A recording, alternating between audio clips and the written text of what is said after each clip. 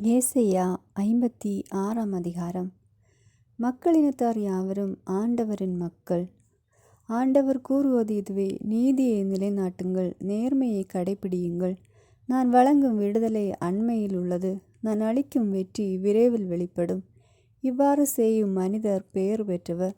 ஓய்வு நாளை தீட்டுப்படுத்தாது, கடைப்பிடித்து எந்த தீமையும் செய்யாது, தம் கையை காத்து கொண்டு இவற்றில் உறுதியாயிருக்கும் மானிடர் பெயர் பெற்றவர். ஆண்டவரோடு தம்மை இணைத்து கொண்ட மக்கள் இனத்தவர் தம் மக்களிடமிருந்து ஆண்டவர் என்னை பிரித்து விடுவது உறுதி என்று சொல்லாதிருக்கட்டும். அவ்வாறே அன்னகனும் நான் வெறும் பட்ட மரம் என்று கூறாதிருக்கட்டும். ஆண்டவர் கூறுவது இதுவே: என் ஓய்வு நாளை கடைப்பிடித்து நான் விரும்புகின்றவற்றை செய்து கொண்டு என் உடன்படிக்கையை உறுதியாய் பற்றி கொள்ளும் அன்னகர்களுக்கு என் இல்லத்தில் என் சுற்று சுவர்களுக்குள் நினைவு சின்னம் ஒன்றினை எழுப்புவேன். புதல்வர் புதல்வியரை விட சிறந்ததொரு பெயரை வழங்குவேன். ஒருபோதும் அழியாது என்றுமுள்ள பெயரை அவர்களுக்கு சூட்டுவேன். ஆண்டவருக்கு திருப்பணி செய்வதற்கும் அவரது பெயர் மீது அன்பு கூறுவதற்கும் அவர் தம் ஊழியராய் இருப்பதற்கும் தங்களை ஆண்டவரோடு இணைத்து கொண்டு ஓய்வு நாளை தீட்டுப்படுத்தாது கடைப்பிடித்து தம் உடன்படிக்கையை உறுதியாய் பற்றி கொள்ளும் பிற இன மக்களை குறித்து ஆண்டவர் கூறுவது: அவர்களை நான் என் திருமலைக்கு அழைத்து வருவேன். இறைவேண்டல் செய்யப்படும் என் இல்லத்தில் அவர்களை மகிழச் செய்வேன். அவர்கள் படைக்கும் எரிபலிகளும் மற்ற பலிகளும் என் பீடத்தின் மேல் ஏற்றுக்கொள்ளப்படும். ஏனெனில் என் இல்லம் மக்களினங்கள் அனைத்திற்கும் உரிய இறை மன்றாட்டின் வீடு என அழைக்கப்படும். சிதறிப்போன இஸ்ரேல் மக்களை ஒருங்கே சேர்க்கும் என் தலைவராகிய ஆண்டவர் கூறுவது: அவர்களுள் ஏற்கனவே கூட்டி சேர்க்கப்பட்டவர்களோடு ஏனையோரையும் சேர்த்து கொள்வேன். இஸ்ரேலின் தலைவர்கள் கண்டிக்கப்படல். வயல்வெளி விலங்குகளே, காட்டு விலங்குகளே, நீங்களெல்லாம் இறை விளங்க வாருங்கள். அவர்களின் சாம காவலர் அனைவரும் குருடர், அறிவற்றவர். அவர்கள் அனைவரும் குறைக்க இயலா ஊமை நாய்கள். படுத்து கிடந்து கனவு காண்கின்றவர்கள், தூங்குவதையே விரும்புகின்றவர்கள், தீரா பசி கொண்ட நாய்கள். நிறைவு என்பதையே அறியாதவர், பகுத்தறிவு என்பதே இல்லாத மேய்ப்பர். அவர்கள் அனைவரும் அவரவர் தம் வழிமுறைகளை பின்பற்றுகின்றனர். ஒவ்வொருவரும் தம் சொந்த ஆதாயத்தை தேடுகின்றனர். ஒவ்வொருவரும், வாருங்கள், நான் திராட்சை ரசம் கொண்டு வருவேன், போதையற நாம் மது அருந்துவோம், நாளை இன்று போலும் இதைவிட சிறப்பாகவும் அமையும் என்கின்றனர். 57 அதிகாரம். இஸ்ரேலின் சிலை வழிபாடு கண்டிக்கப்படல். நேர்மையாளர் அழிந்து போகின்றனர், இதை மனத்தில் கொள்வார் எவரும் இல்லை. இறைப்பற்றுடையோர் எடுத்து கொள்ளப்படுகின்றனர், அதை கருத்தில் கொள்வார் எவரும் இல்லை. ஏனெனில் நேர்மையாளர் தீமையின் முன்னின்று எடுத்து கொள்ளப்படுகின்றனர், அவர்கள் அமைதிக்குள் சென்றடைகின்றனர். நேர்மையான வழிமுறையை பின்பற்றுவோர் தம் இறுதி படுக்கையில் இளைப்பாறுகின்றனர்.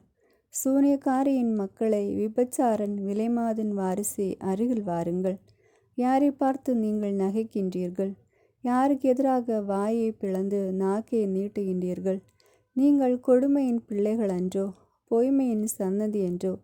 கருவாலி மர தோப்பிலும் பசுமையான மரம் ஒவ்வொன்றின் கீழும் காமத்தீயால் எரிகிறீர்கள். பள்ளத்தாக்குகளில் பாறை பிளவுகளின் அடிப்புறத்தில் உங்கள் பச்சிளம் குழந்தைகளை கொல்கிறீர்கள். பள்ளத்தாக்கின் வளவளப்பான கற்களினின்று உருவான சிலைகளை உன் பங்கு. ஆம், அவையே உன் பங்கு. அவற்றிற்கு நீ நீர்ம பலியை ஊற்றியுள்ளாய், உணவு படையலை படைத்துள்ளாய். இவற்றால் நான் அமைதி அடைவேனோ? வானளவா உயர்ந்து நிற்கும் மலை மேல் உன் மஞ்சத்தை வைத்துள்ளாய். பலி செலுத்துமாறு அங்கு ஏறி போனாய். கதவுக்கும் கதவின் நிலைக்கும் பின்னால் உன் நினைவுக்குறியை வைத்தாய். என்னை விட்டுவிட்டு உன் மஞ்சத்தை திறந்தாய், ஏறி சென்று அதை விரிவாக்கினாய். நீ எவருடைய படுக்கையை விரும்பினாயோ அவர்களோடு ஒரு உடன்பாடு செய்து கொண்டாய். அவர்களின் திறந்த மேனியை கண்டாய். நீ எண்ணெயுடன் மேலோக்கிடம் சென்றாய், நறுமண பொருட்களை பெருக்கி கொண்டாய். தொலை நாடுகளுக்கு உன் தூதர்களை அனுப்பினாய், பாதாளம் மட்டும் அனுப்பினாய். உன் வழிப்பயணம் தொலைவானதால் களைத்து போனாய், ஆயினும் இது வீண் என்று நீ சொல்லவில்லை. உன் கையில் புதியதோர் ஆற்றல் பெற்றாய், ஆதலால் நீ சோர்ந்து போகவில்லை. யாருக்கு நீ அஞ்சி நடுங்கினாய்? நீ என்னிடம் பொய் சொன்னாயே. நீ என்னை நினைவு கூறவில்லை, என்னை பற்றி உன் மனத்தில் எண்ணவும் இல்லை. வெகு காலமாய் நான் அமைதியாயிருந்ததால் அன்றோ நீ எனக்கு அஞ்சாதிருக்கின்றாய். உன் நேர்மையும் செயல்களை எடுத்துரைப்பேன், அவை உனக்கு உதவா. நீ துணை வேண்டி குரல் எழுப்பும்போது நீ திரட்டிய சிலைகள் உன்னை விடுவிக்கட்டும். காற்று அவை அனைத்தையும் அடித்து கொண்டு போம், வெறும் மூச்சை அவற்றை ஊதி தள்ளிவிடும். என்னிடம் அடைக்கலம் புகுவோர் நாட்டை உரிமையாக்கி கொள்வர், என் திருமலையை உடைமையாய் பெறுவர். நலமும் துணையும் நல்கும் ஆண்டவர், அமையுங்கள், பாதையை அமையுங்கள், அதை தயார் செய்யுங்கள். என் மக்களின் வழியில் இருக்கும் தடையை அகற்றுங்கள் என்று கூறப்படும். உயர்ந்தவரும் உன்னதரும் காலங்கடந்து வாழ்பவரும் தூயவர் என்ற பெயரை கொண்டவரும் கூறுவது இதுவே. உயர்ந்த தூய இடத்தில் நான் உரைகின்றேன், நொறுங்கிய நலிந்த நெஞ்சத்தினரோடும் நான் வாழ்கின்றேன். நொறுங்கிய உள்ளத்தினரை ஊக்குவிக்கவும் நலிந்த நெஞ்சத்தினரை திடப்படுத்தவும் நான் குடியிருக்கின்றேன். ஏனெனில் என்றென்றும் நான் குற்றம் சாட்ட மாட்டேன், எப்பொழுதும் சினம் கொண்டிருக்கவே மாட்டேன். ஏனெனில் நான் தோற்றுவித்த உயிர் மூச்சாகிய மனித ஆவி என் திருமுன் தளர்ச்சியடைந்துவிடும். பேராசை என்னும் தீமையை முன்னிட்டு நான் இஸ்ரேலில் சினமடைந்து அவனை அடித்து நொறுக்கினேன்.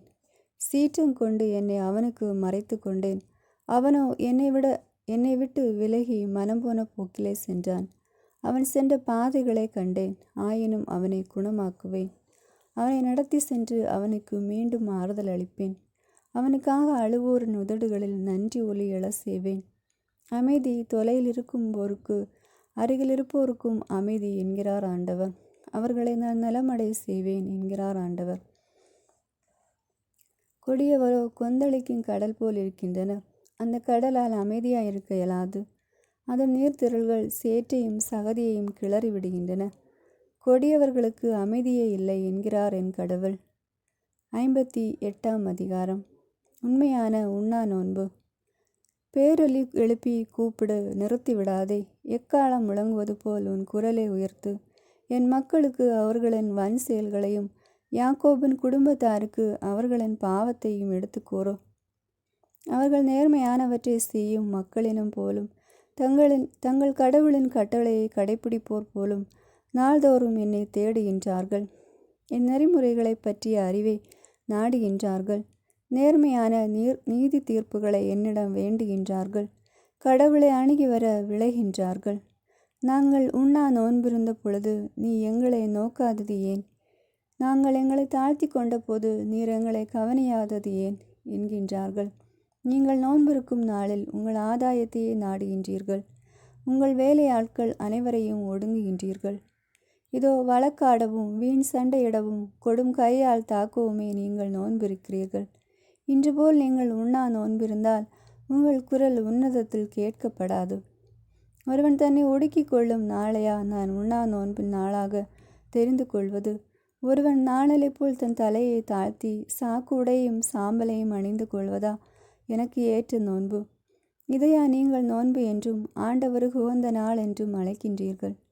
கொடுமை தலைகளை அவிழ்ப்பதும் நுகத்தின் பிணையல்களை அறுப்பதும் ஒடுக்கப்பட்டோரை விடுதலை செய்து அனுப்புவதும் எவ்வகை நுகத்தையும் உடைப்பதும் அன்றோ நான் தேர்ந்து கொள்ளும் நோன்பு. பசித்தோர்க்கு உங்கள் உணவை பகிர்ந்து கொடுப்பதும் தங்க இடமில்லா வறியோரை உங்கள் இல்லத்திற்கு அழைத்து வருவதும் உடையற்றோரை காணும்போது அவர்களுக்கு உடுக்க கொடுப்பதும் உங்கள் இனத்தாருக்கு உங்களை மறைத்து கொள்ளாதிருப்பதும் அன்றோ நான் விரும்பும் நோன்பு. அப்பொழுது உன் ஒளி விடியல் போல் எழும். விரைவில் உனக்கு நலமான வாழ்வு துளிர்க்கும். உன் நேர்மை உனக்கு முன் செல்லும். ஆண்டவரின் மாட்சி உனக்கு பின் சென்று காக்கும். அப்போது நீ ஆண்டவரை மன்றாடுவாய், அவர் உனக்கு பதில் அளிப்பார். நீ கூக்குரல் இடுவாய், அவர் இதோ நான் என் மறுமொழியை தருவார். உன்னிடையே இருக்கும் நுகத்தை அகற்றிவிட்டு சுட்டி காட்டி குற்றம் சாட்டுவதையும் பொல்லாதன பேசுவதையும் நிறுத்திவிட்டு பசித்திருப்போருக்காக உன்னையே கையளித்து வறியோரின் தேவையை நிறைவு செய்வாயானால் இருள் நடுவே உன் ஒளி உதிக்கும். இருண்ட உன் நிலை நண்பகல் போல் ஆகும். ஆண்டவர் தொடர்ந்து உன்னை வழி நடத்துவார். வறண்ட சூழலில் உனக்கு நிறைவளிப்பார். உன் எலும்புகளை வலிமையாக்குவார். நீயும் நீர் பாய்ந்த தோட்டம் போலும் ஒருபோதும் வற்றாத நீரூற்று போலும் இருப்பாய். உன் மக்கள் பண்டைய நாளிலிருந்து பாழடைந்து கிடப்பவற்றை கட்டி எழுப்புவர். தலைமுறை தலைமுறையாக உள்ள அடித்தளங்களின் மேல் கட்டி எழுப்புவாய். தகர்ந்த மதிலை திரும்ப கட்டுபவன் என்றும் குடியிருப்பதற்கு தெருக்களை சீர்படுத்துபவன் என்றும் பெயர் பெறுவாய். ஓய்வு நாளை கடைபிடிப்பதன் நற்பயன். ஓய்வு நாளின் முறைமைகளினின்று விலகி செல்லாது என் புனித நாளில் உன் விருப்பம் போல் செய்யாதிருந்த ஓய்வு நாள் மகிழ்ச்சியின் நாள் என்றும் ஆண்டவரின் மேன்மை மிகு புனித நாள் எனவும் சொல்லி அதற்கு மதிப்பு தந்து உன் சொந்த வழிகளில் சொல்லவோ உன் சொந்த ஆதாயத்தை நாடவோ வெற்றி பேச்சுகளை பேசவோ செய்யாதிருந்தால் அப்பொழுது ஆண்டவருக்கு ஊழியம் புரியும் மகிழ்ச்சியை பெறுவாய். நானோ மண்ணுலகின் உயர்விடங்களில் உன்னை வலம் வர செய்வேன். உன் மூதாதையாகிய யாக்கோபின் உரிமை சொத்தின் மூலம் உனக்கு உணவளிப்பேன். ஆண்டவரின் வாய் இதை உரைத்தது. மக்களின் பாவங்கள் கண்டிக்கப்படல். மீட்க இயலாதவாறு ஆண்டவரின் கை குறுகிவிடவில்லை. கேட்க முடியாதவாறு ஆண்டவரின் காது மந்தமாகிவிடவில்லை. உங்கள் தீச்செயல்களை உங்களுக்கும் உங்கள் கடவுளுக்கும் இடையே பிளவை உண்டாக்கியுள்ளன. உங்கள் பாவங்களை அவர் செவி சாய்க்காதவாறு அவரது முகத்தை உங்களுக்கு மறைத்துள்ளன. உங்கள் கைகள் இரத்தப் பழியால் கரைப்பட்டுள்ளன. உங்கள் விரல்கள் தீமையால் தீட்டுப்பட்டுள்ளன. உங்கள் உதடுகள் பொய்களை உதிர்கின்றன. உங்கள் நாக்கு தீயவற்றை முணுமுணுக்கின்றது. நீதியான வழக்கை கொண்டு வருபவர் எவருமில்லை. உண்மையுடன் வழக்காடுபவர் யாருமில்லை. வெறுமையான வாதங்கள் மீது நம்பிக்கை வைத்து பொய்யை பேசி வஞ்சனையை கரித்தரித்து தீமையை பெற்றெடுக்கின்றனர். நச்சு பாம்பின் முட்டைகளை அடை காக்கிறார்கள். சிலந்தி பூச்சியின் வலையை பின்னுகிறார்கள். அவற்றின் முட்டைகளை விழுங்குபவர் சாவார். உடைப்படும் முட்டையிலிருந்து கட்டுவிரியன் வெளிவரும். அவற்றின் வலைகள் உடையாக பயன்படா. அவற்றின் வேலைப்பாடுகளை கொண்டு எவரும் தம்மை போர்த்து கொள்ள மாட்டார். அவர்களின் செயல்கள் தீயன. அவர்களின் கையில் இருப்பன வன்முறை செயல்களை. தீமை செய்ய அவர்கள் கால்கள் விரைகின்றன. குற்றமற்ற இரத்தம் சிந்த அவர்கள் துடிக்கின்றனர். அவர்கள் எண்ணங்கள் தீயவை. பாழாக்குதலும் அழிவுமே அவர்கள் வழித்தடங்களில் உள்ளன. அமைதி வழியே அவர்கள் அறியார். நீதியின் பாதையில் அவர்கள் நடக்கவில்லை. தாங்கள் செல்லும் பாதைகளை கோணலாக்கினர். அவற்றில் நடப்பவர் எவரும் அமைதியை அறியார். மக்கள் பாவங்களை அறிக்கையிடல். ஆதலால் நீதி எங்களுக்கு வெகு தொலையில் உள்ளது. நேர்மை எங்களை நெருங்கி வரவில்லை. ஒளிக்கென காத்திருந்தோம். காரிருள்தான் கிட்டியது. விடியலை எதிர்பார்த்தோம். இருளிலே நடக்கின்றோம். பார்வையற்றோரை போல் சுவரை பிடிக்க நாங்கள் தடவுகின்றோம். இல்லாதவரை போல் எங்கள் வழியில் தடுமாறுகின்றோம். நண்பகலிலும் மங்கிய பொழுதிலும் செத்தவர் போல் இருக்கின்றோம். கரடிகளைப் போல் நாங்கள் யாவரும் உருமுகின்றோம். புறாக்களைப் போல் பெருமூச்சுடன் விம்முகின்றோம். நீதி தீர்ப்புக்காக காத்திருந்தோம். ஒன்றையும் காணவில்லை. விடுதலை எதிர்பார்த்திருந்தோம். அது எங்களுக்கு தொலையில் உள்ளது. திரும்ப எங்கள் குற்றங்கள் பெருகியுள்ளன. எங்கள் பாவங்கள் எங்களுக்கு எதிராக சான்று சொல்கின்றன. எங்கள் குற்றங்கள் எங்களோடு தான் இருக்கின்றன. எங்கள் தீச்செயல்களை நாங்களே அறிவோம். ஆண்டவருக்கு எதிராக கிளர்ச்சி செய்து அவரை வஞ்சித்தோம். எங்கள் கடவுளை பின்பற்றாமல் அகன்று போனோம். ஒடுக்குவதையும் கிளர்ச்சி செய்வதையும் பற்றி பேசினோம். பொய்யானவற்றை மனதில் உருவாக்கி அவற்றை மொழிந்தோம். நீதி துரத்தப்பட்டது. நேர்மை தொலையில் நின்றது. பொது இடங்களில் வாய்மை நிலைகுலைந்தது. உண்மைக்கு அங்கே இடமில்லை. உண்மை என்பது இல்லாமல் போய்விட்டது. தீமையினின்று விலகியவர் சூறையாடப்படுகின்றனர். ஆண்டவர் அதை கண்டார். அவர் பார்வையில் நீதியின்மை தீயதாய்ப்பட்டது. மக்களை மீட்க ஆண்டவரின் ஆயத்தம். இதில் தலையிட ஓர் ஆள் கூட இல்லை என்று கண்டு ஆண்டவர் திகைப்புற்றார். அவரது கையை அவருக்கு வெற்றி கொணர்ந்தது. அவரது நேர்மையை அவரை தாங்கி நின்றது. அவர் நேர்மையை மார்பு கவசமாய் அணிந்து கொண்டார். விடுதலையை தலை சீராவாய் தம் தலையில் வைத்து கொண்டார். அநீதிக்கு பழி வாங்குதலை ஆடையாய் உடுத்து கொண்டார். அன்பு வரியை மேலாடையாக போர்த்தி கொண்டார். தம் பகைவரின் செயல்களுக்கு தக்க கைமாறு அளிப்பார். அவர்களிடம் தம் சீற்றத்தை காட்டுவார். தம் எதிரிகளுக்கு தக்க தண்டனை வழங்குவார்.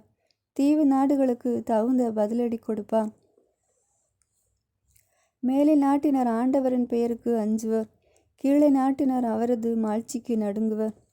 ஆண்டவரின் பெருங்காற்று அடித்து வர ஓடி வரும் ஆரென அவர் வருவார். சீயோனுக்கு மீட்பராக அவர் வருவார். யாக்கோபில் தீயதனின்றி திரும்பியவரிடம் வருவார் என்கிறார் ஆண்டவர். அவர்களுடன் நான் செய்து கொள்ளும் உடன்படிக்கை இதுவே.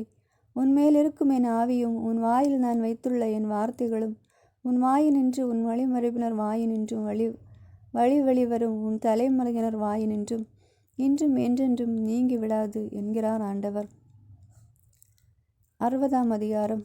எருசலேமின் வருங்கால மேன்மை. எழு, ஒளி வீசு, உன் ஒளி தோன்றியுள்ளது, ஆண்டவரின் மாட்சி உன்மேல் உதித்துள்ளது. இதோ இருள் பூவுலகை மூடும், காரிருள் மக்கள் இனங்களை கவ்வும். ஆண்டவரோ உன்மீது எழுந்தருள்வார், அவரது மாட்சி உன்மீது தோன்றும். பிற இனத்தார் உன் ஒளி நோக்கி வருவர், மன்னர் உன் உதய கதிர் நோக்கி நடை போடுவர். உன் கண்களை உயர்த்தி உன்னை சுற்றிலும் பார், அவர்கள் அனைவரும் ஒருங்கே திரண்டு உன்னிடம் வருகின்றனர். தொலையிலிருந்து உன் புதல்வர் வருவர், உன் புதல்வியர் தோளில் தூக்கி வரப்படுவர். அப்பொழுது நீ அதை கண்டு அகமகிழ்வாய், உன் இதயம் வியந்து விம்மும். கடல் நிரல் செல்வம் உன்னிடம் கொணரப்படும், பிற இனத்தாரின் சொத்துக்கள் உன்னை வந்தடையும். ஒட்டகங்களின் பெருந்திரள் உன்னை நிரப்பும், மிதியான், ஏப்பாகு ஆகியவற்றின் இளம் ஒட்டகங்களும் வந்து சேரும். சேபா நாட்டினர் யாவரும் பொன் நறுமணப் பொருள் ஏந்தி வருவார், அவர்கள் ஆண்டவரின் புகழை எடுத்துரைப்பர். கேதாரு நாட்டு மந்தைகள் அனைத்தும் உன்னிடம் ஒருங்கே சேர்க்கப்படும். நெபயோத்தின் கிடாய்கள் உனக்கு பணிவிடை செய்யும், எனக்கு உகந்தவையாக அவை என் பீடத்திற்கு வரும். இவ்வாறு மேன்மை மிக நிலத்தை பெருமைப்படுத்துவேன். மேகங்கள் போலும் பலகணி நோக்கி பறந்து செல்லும், புறாக்கள் போலும் விரைந்து செல்லும் இவர்கள் யார்? தீவு நாடுகள் எனக்காக காத்திருக்கும். இஸ்ரேலின் தூயவரும் உன் கடவுளுமான ஆண்டவரின் பெயரை முன்னிட்டு உன் பிள்ளைகளை தொலையிலிருந்து ஏற்றி வரவும், வெள்ளியையும் பொன்னையும் அவர்களுடன் எடுத்து வரவும் தர்சீசின் வணிக கப்பல்கள் முன்னணியில் நிற்கும். ஏனெனில் இஸ்ரேலின் தூயவர் உனக்கு மேன்மை அளித்துள்ளார். அந்நியர் நாட்டவர் உன் மதிர் சுவரை கட்டி எழுப்புவர், அவர்களின் மன்னர் உனக்கு பணிவிடை செய்வர். ஏனெனில் சினமுற்று நான் உன்னை நொறுக்கினேன், நான் கனிவுற்று உனக்கு இரக்கம் காட்டியுள்ளேன். உன் வாயில்கள் எப்போதும் திறந்திருக்கும், ராப்பகலாய் அவை பூட்டப்படாதிருக்கும். பிற இனத்தாரின் செல்வம் உன்னிடம் கொண்டு வரப்படும், அவர்களின் மன்னர் ஊர்வலமாய் அழைத்து வரப்படவும் அவை திறந்திருக்கும். எனக்கு பணிபுரியாத வேற்று நாடோ அரசோ அழிந்துவிடும், அவை முற்றிலும் பாழடைந்து போகும். லெபானின் மேன்மை உன்னை வந்து சேரும், என் திருத்தூயகத்தை சுற்றியுள்ள இடத்தை அழகுபடுத்த தேவதாரு, புனை ஊசி இலை மரம் ஆகியவை கொண்டு வரப்படும். என் பாதங்களை தாங்கும் தலத்தை மேன்மைப்படுத்துவேன். உன்னை ஒடுக்கியவரின் புதல்வர் உன்னிடம் தலை வணங்கி வருவர், உன்னை அவமதித்தவர் அனைவரும் உன் காலடியில் பணிந்து விழுவர். ஆண்டவர் நகர் என்றும் இஸ்ரேலின் தூயவரது சியோன் என்றும் உன்னை அவர்கள் அழைப்பர். நீ கை நகலப்பட்டு வெறுத்து ஒதுக்கப்பட்டாய், உன் வழியை எவரும் பயணம் செய்யவில்லை. நான் உன்னை என்றென்றும் பெருமைப்படுத்துவேன், தலைமுறை தோறும் மகிழ்ச்சிக்கு உரியவனாக்குவேன். நீ பிற இனத்தாரின் பாலை பருகுவாய், மன்னர்களின் மார்பிலிருந்து பாலை உறிஞ்சுவாய். ஆண்டவராகிய நானே உனக்கு விடுதலை அளிப்பவர் என்றும் யாக்கோபின் வல்லவரை உன்னை மீட்பவர் என்றும் நீ அறிந்து கொள்வாய்.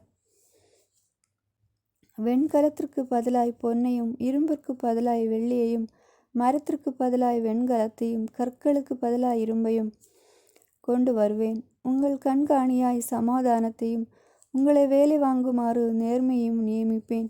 உன் நாட்டில் வன்முறை பற்றியும் உன் எல்லை பகுதிக்குள் பாழாக்கலும் அழித்தலும் பற்றியும் இனி எந்த பேச்சும் இயலாது. உன் மதில்களை விடுதலை என்றும் உன் வாயில்களை புகழ்ச்சி என்றும் அழைப்பாய்.